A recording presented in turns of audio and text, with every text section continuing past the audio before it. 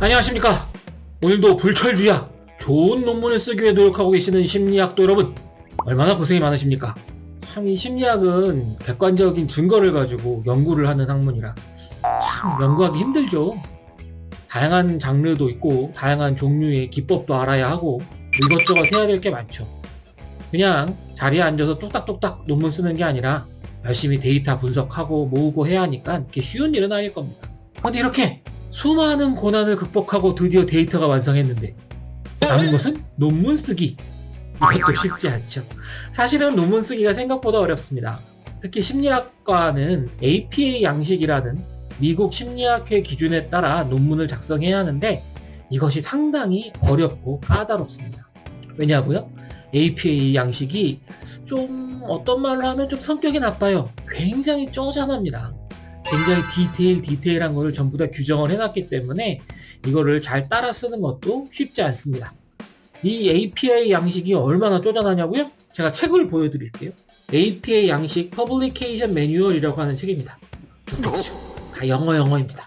물론 이건 좀 약간 옛날 책이고요. 최근엔 최신판이 나왔습니다만 제가 아직 구매를 못해서 보여드릴 수는 없네요. 어쨌건 이 양식에 따라서 논문을 써야 하니까 쉬운 일은 아닙니다. 사실 교수님들도 대부분 이 내용 다 알고 계시지 못합니다. 어떠한 내용이 있구나 라는 걸 아시고 필요할 때마다 백과사전 보듯이 찾아서 보시는 경우가 많죠. 하지만 핵심적인 몇 가지는 아셔야 되지 않을까? 그 중에서도 특히 인용하고 참고문헌 쓰시는 거, 그 중에서도 특히 참고문헌 쓰는 거 조금 까다로우니까 그래도 나름 심리학 경력 30년에 달하는 제가 오늘 참고문헌 쓰는 법 간단한 꿀팁을 알려드리려고 합니다. 뭐 그리 대단한 건 아니고요. 참고문헌 중에서도 학술 저널을 쓰는 방법에 대해서, 그리고 단순하게 쓰는 방법이 아니라 요즘 친구들은 핸드폰족이기 때문에 저희와 같은 컴퓨터족과 좀 많이 다르시더라고요.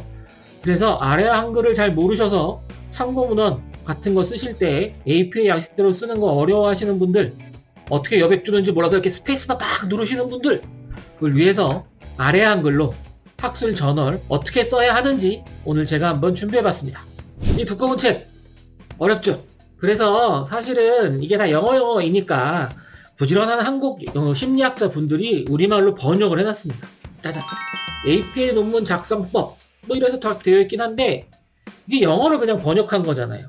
그럼 이쯤에서 떠오르는 질문이 있죠. 한글 논문과 영어 논문은 똑같은 방식으로 써야 하느냐?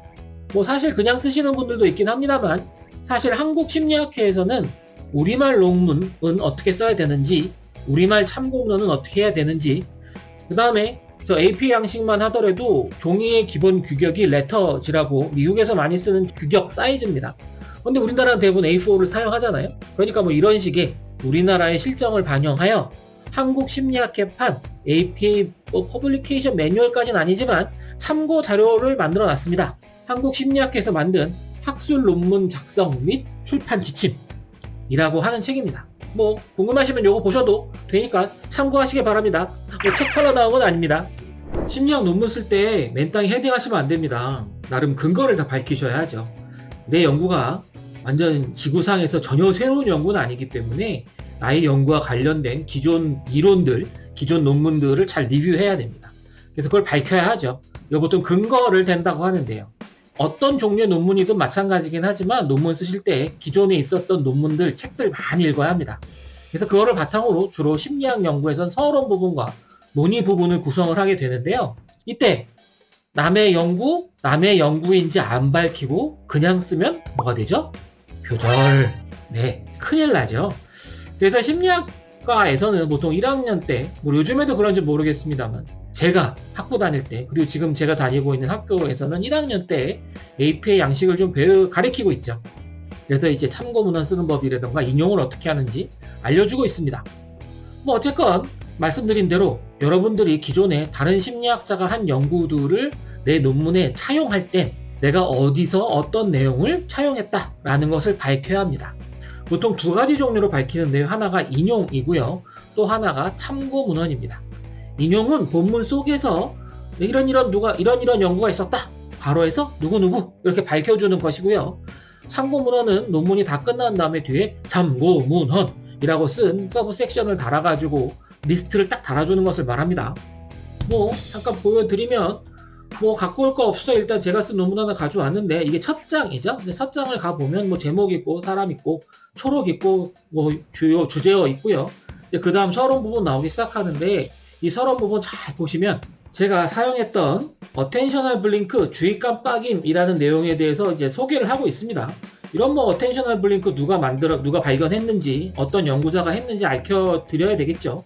그래서 이 attentional blink 주의 깜빡임 뒤에 뭐 레이먼드 샤피로 아넬이라고 하는 사람이 1992년도에 낸 논문에서 차용했다라는 얘기를 쓰고 있습니다. 이제 이게 인용이겠죠. 참고 문헌은 이렇게 본문이 다 끝난 다음에 두 줄 띄고 참고 문헌 신명조 11호로 진하게 가운데 정렬로 해서 제목 만들어준 다음에 또 한 줄 띄고 그 다음부터 내가 본문에서 인용했던 기존의 연구 자료들을 이렇게 다 써주는 겁니다. 대충 보시면 한글 논문 먼저 나오고요. 그 다음 영어 논문 나오고 그 다음에 여기 첫 번째 줄과 두 번째 줄 보면 이제 4칸, 두 글자만큼 내어쓰기 한다는 거 이제 대충 보실 수 있을 겁니다. 아무튼 이렇게 참고문헌 달아주시면 됩니다. 여기서 잠깐 뭐 알려드릴 거는 참고문헌에서 내가 정말 논문 쓸 때 참고한 모든 논문이나 책들 다 쓰시는 분들이 있는데 그거는 아니고요. 내가 본문 중에서 인용한 자료들만을 알려주시면 됩니다. 뭐 가장 쉽게 생각하시면 본문을 보다가 이런 논문이 있었네 나와서 찾아봐야지 라고 하면 참고문헌에서 그거에 해당하는 모든 정보를 적어놓는 것이라고 생각하시면 될 겁니다. 학술지 논문의 경우에는 참고문헌에 4가지 종류의 정보가 포함되어야 합니다. 처음에 나와 있는 건 사람이지 정보죠. 뭐 타라, 빈센트, 서라고 하는 3명의 저자가 쓴 논문인데 이 논문은 2000년에 출판되었고 이 논문의 제목은 이러하며 이 논문이 실린 학술지는 Korean Journal of Health Psychology이고 이 Korean Journal of Health Psychology의 3권 1호에 1페이지서부터 9페이지까지 있는 논문이다 라는 겁니다. 각 중요한 정보가 끝날 때마다는 이렇게 마침표로 구분을 해줍니다.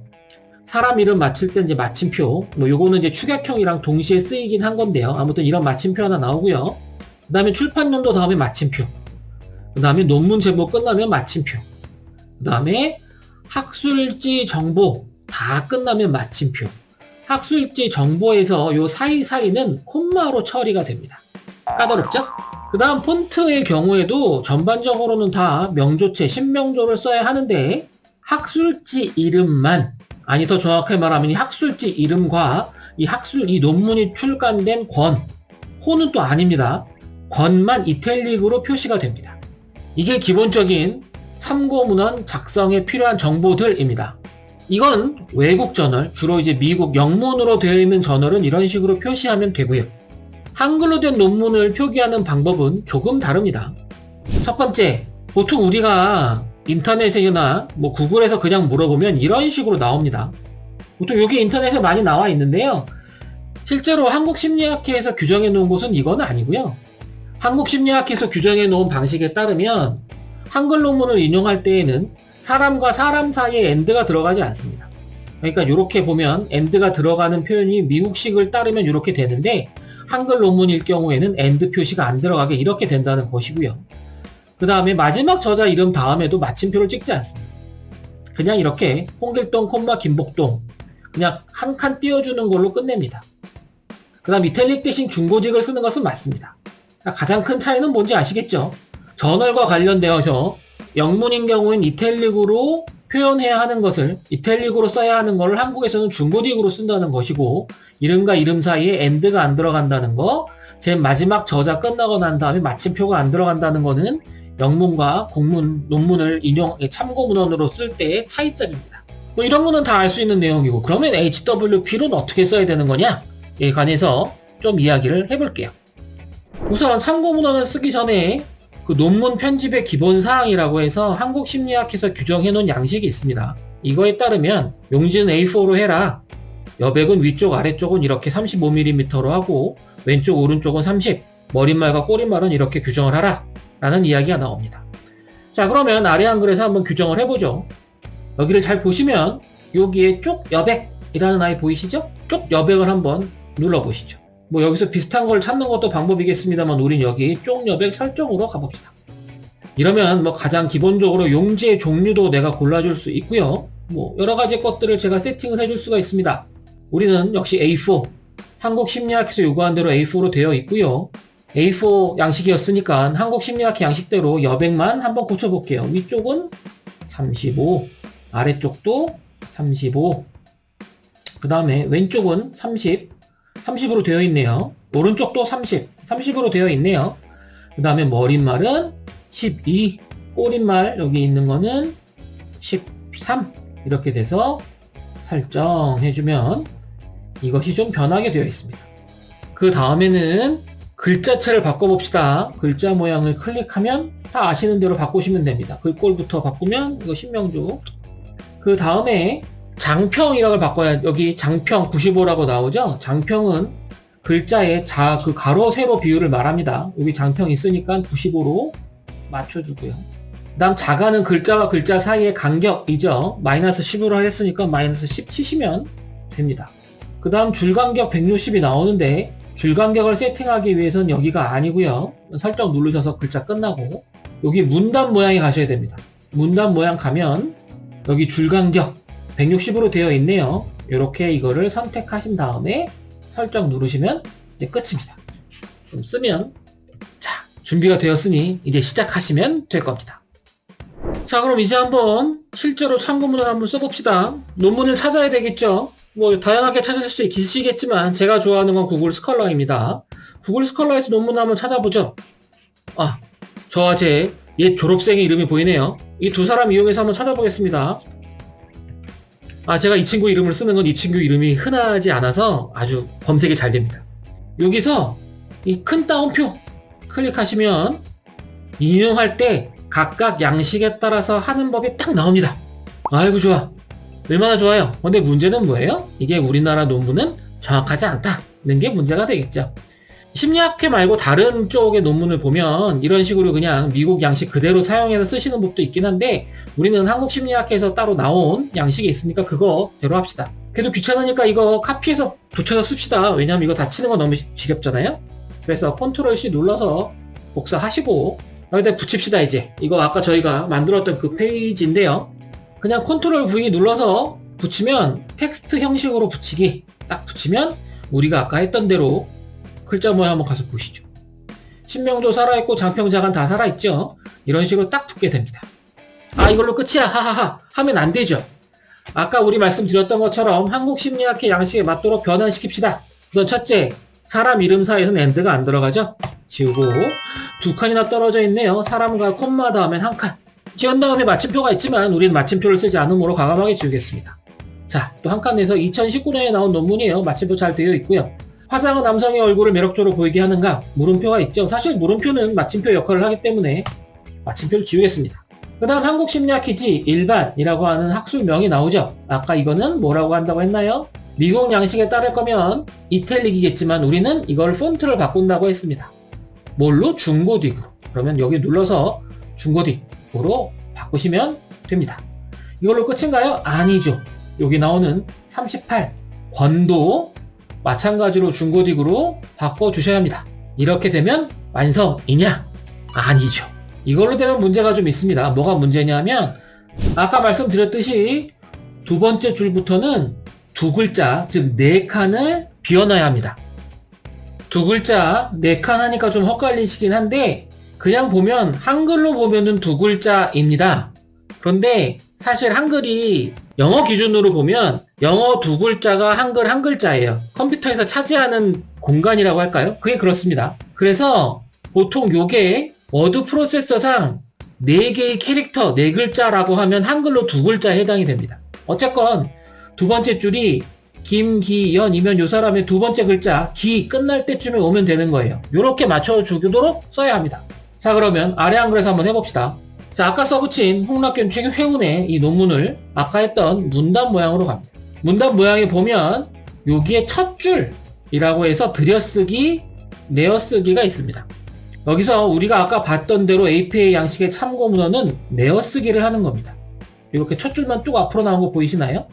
내어쓰기를 클릭하시고 그 다음 얼마만큼 내어 쓰느냐를 설정을 해주시면 되는데, 여기서 PT라고 쓰여진 거 보이시죠? 이 PT라는 걸 누르면 그 단위, 유닛을 제 마음대로 바꿀 수가 있습니다. 여기 제일 끝에 보니 글자라는 게 있네요. 이 글자를 클릭해줍니다. 그러면 캐릭터 글자로 바뀌고요. 2.0으로 바뀌죠. 아까 우리는 몇 칸을 뗀다고 했나요? 4칸, 2글자라고 했죠? 그러니까 이거를 4로 바꿔줍니다. 그 다음에 설정 누르시면 아까 봤던 것처럼 홍락 다음으로 줄이 맞춰지죠. 이렇게 하시면 이게 완성된 형태의 APA 양식 논문 쓰는 방식입니다. 어떻게 다들 좀 도움 좀 되셨나요? 뭐 별거 아니고 대단한 거 아니죠? 하지만 여러분이 알고 계신다면 심리학 논문 쓰는데 조금, 아주 조금 도움이 될 만한 그러한 작은 꿀팁이었습니다. 여러분 수고 많으셨습니다.